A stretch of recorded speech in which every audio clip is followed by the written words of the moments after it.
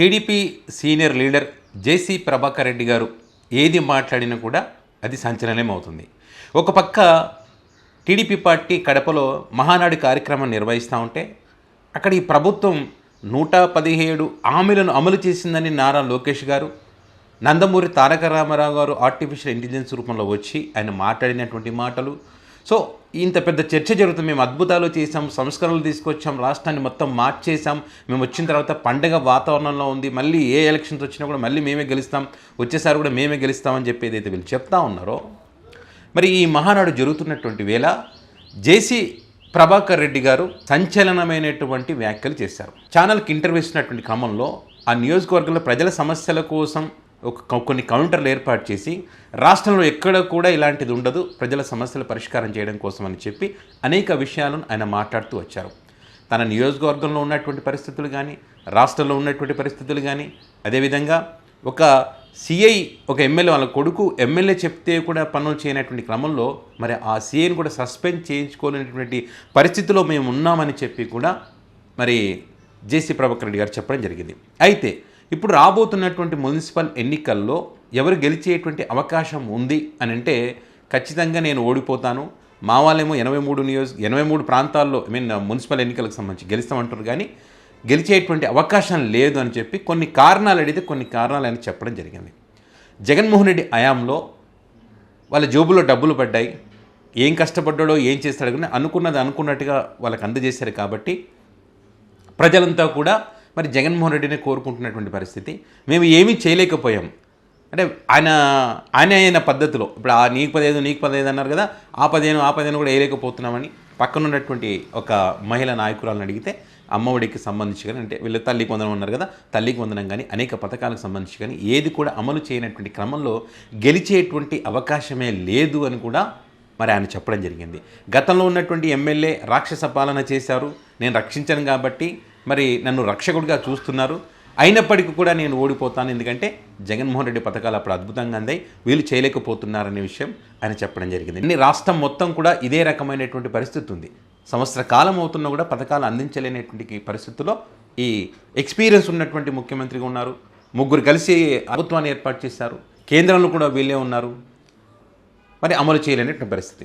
ఖచ్చితంగా రాయలసీమ ప్రాంతానికి చెందినటువంటి వాడు కాబట్టి జేసీ ప్రభాకర్ రెడ్డి గారు ఖచ్చితంగా అంటే ఈ అమరావతి మీద ఎక్కువ కాన్సన్ట్రేషన్ చేస్తూ ఉన్నారు, కానీ అది దాని మీద పెట్టినటువంటి దృష్టి మిగతా రాష్ట్రంలో ఉన్నటువంటి ఆ ప్రాంతాల్లో పెట్టలేకపోతున్నారు. కాబట్టి ప్రజలకు ఇచ్చినటువంటి హామీలు అమలు చేయలేకపోతున్నారనేటువంటి అభిప్రాయాలు వ్యక్తమవుతున్నాయి ఆయన మాట్లాడిన తర్వాత. ఒక్కసారి ఆయన ఏం మాట్లాడారనేటువంటిది మీకు ఆయన మాటల్లోనే వినిపిస్తాను, ఒక్కసారి వినండి. ప్రజలు ఏమైపోయినారంటే అంతకుముందు లెక్క జోయిలో పడింది చక్కగా, కష్టమో నిష్ఠూరమో వాళ్ళకి తెలియదు, మా లెక్క మాకు ఇచ్చిందంటారు. మా వాళ్ళు ఏమో చెప్తున్నారు మొత్తం ఎన్నో 83 ఏమో ఉన్నాయి, మొత్తం 83 గెలుస్తామంటున్నారు. నాదైతే కష్టంగా ఉంది అనుకుంటాను నా వరకు, ఎందుకంటే మేము సరైన పద్ధతిలో రాష్ట్రంలోనే తాడపత్రి అంటే ఇలా ఒక చూపు చూస్తారు. ప్రతిపక్షంలో ఉన్నప్పుడే మీరు గెలిచారు, ఇప్పుడు పాలకపక్షంలో ఉన్నారు మీరు, అందుకు పాలకపక్షం ఉన్నప్పుడు ఎప్పుడు ఓడిపోతాడు, సరిగా చేసింటాడు. మాది ఒకటే డౌట్ అనుకుంటాను. మీరే అలాగే అంటే మీ కార్యకర్తల్లో భరోసా నింపారు. ఇప్పుడు ఏం చెప్పినా, ఇప్పుడు ఆఫ్ కెమెరా మీద ప్రమాణంగా ఇప్పుడు ఏం చెప్పినా నువ్వు కూడా ఇంటివే మరి ఎందుకు నువ్వు కూడా ఎందుకు ఓడిపోతాము అనుకుంటున్నారు సార్? కారణాలు ఏమైనా చెప్పగలుగుతారా? కారణాలు 150 ఉన్నాయి మా ఊరు కారణాలు 150 ఉన్నాయి, వేరే వాళ్ళ గురించి నాకు తెలియదు. ఒక 5 చెప్పండి. 5 చెప్పాలనా? కారణాలు మెయిన్ కారణం వచ్చి ఆ జోలో పడలే జనాలకి, వాళ్ళకి ఏం తెలియదు, ఊరికి మనం అనుకుంటున్నాము. ఈ ఉచిత పథకాలు అంటారా సార్? ఉచిత పథకాల్లో అప్పుడు డబ్బులు జోలో పడ్డాయి, పడలే. ఎందుకంటే మేము రోజు తిరుగుతాం కాబట్టి వాళ్ళు మాతో సంభాషిస్తున్నారు.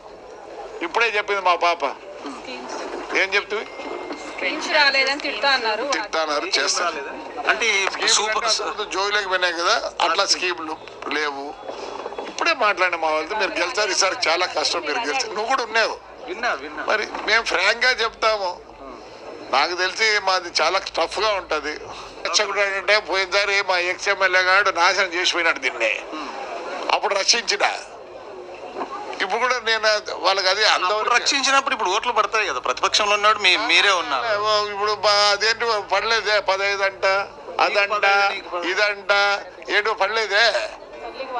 తల్లికి వందనం చాలా ఉన్నాయి ప్రోగ్రాంలు.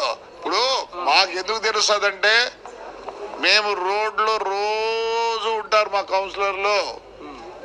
ఏదో ఒక చాట నీళ్లు తక్కువ లేవు, రోడ్లు బాగా లేకుండా లేవు, అండర్గ్రౌండ్ ఉండేది ఇది ఒకటే, ప్రతిదీ వెరీ గుడ్. రోజు వాళ్ళు ప్రజల్లో తిరుగుతారు కాబట్టి ప్రజల్లో ఉన్నటువంటి అభిప్రాయాలు ఏంటి, ప్రజలు తిరుగుతూ ఉన్నారంట. రాష్ట్రం మొత్తం ఇదే పరిస్థితి ఉంది. సో ప్రజలు ఎంత వ్యతిరేకత ఉంది, ఎందుకు ఉంది అనేటువంటి విషయాలను కూడా జేసీ ప్రభాకర్ రెడ్డి గారు చాలా నీట్గా ఎక్స్ప్లెయిన్ చేశారు. సో వీళ్ళేమో ఇక్కడ వేదికల మీద లెక్చర్లు దంచుతున్నారు. మేము అది చేసాం, ఇది చేసాం, ఆహా ఓహో అద్భుతాలని చెప్తా ఉన్నారు. వీళ్ళు జగన్ గారిని గతంలో హెలికాప్టర్లు తిరిగితే ప్రజా సమస్యలు ఏం తెలుస్తాయని చెప్తా ఉన్నారు కదా. మరి వీళ్ళు హెలికాప్టర్లు తిరుగుతూ ఉన్నారు. గన్నవరం పోవాలన్నా అమ్మ ఇక్కడ ఎక్కడికి పోవాలన్నా 10-15 కిలోమీటర్లు కూడా హెలికాప్టర్లు తిరుగుతూ ఉన్నారు కదా. 3 తిరుగుతూ ఉన్నారు, లోకేష్ గారు, పవన్ కళ్యాణ్ గారు, చంద్రబాబు నాయుడు గారు. 3 హెలికాప్టర్లు తిరుగుతుంది. ఏం తెలిస్తే ప్రజా సమస్యలు? ఇప్పుడు జేసీ ప్రభాకర్ రెడ్డి గారు చెప్పినట్టు ప్రజలు తెలిస్తే, ప్రజలు తిరిగితే అసలేంటి సమస్యలు ఏంటి, వాళ్ళు తిడుతున్నారా, పొగుడుతున్నారా, పండగ చేసుకుంటున్నారా, మీరు దండగా అంటున్నారా అనేది ఒక క్లారిటీ వస్తుంది. సో ఏదేమైనా కూడా వైసీపీ గెలుపును ఎవరు ఆపలేరనేటువంటి విషయాన్ని ఆయన ఈ ప్రభుత్వం ఫెయిల్యూర్ అయింది కాబట్టి ఖచ్చితంగా వాళ్ళకే అవకాశం ఉంటుంది అని చెప్పి జేసీ ప్రభాకర్ రెడ్డి గారు మరొకసారి బాంబు బెలిచారని చెప్పాలి. ఆయన ఏం మాట్లాడినా సంచలనంగా ఉంటుంది. మొహమాటం లేకుండా ఉన్నట్టుగా మాట్లాడతారు ఆయన. సో అదే విషయాన్ని ఆయన కూడా చెప్పడం జరిగింది.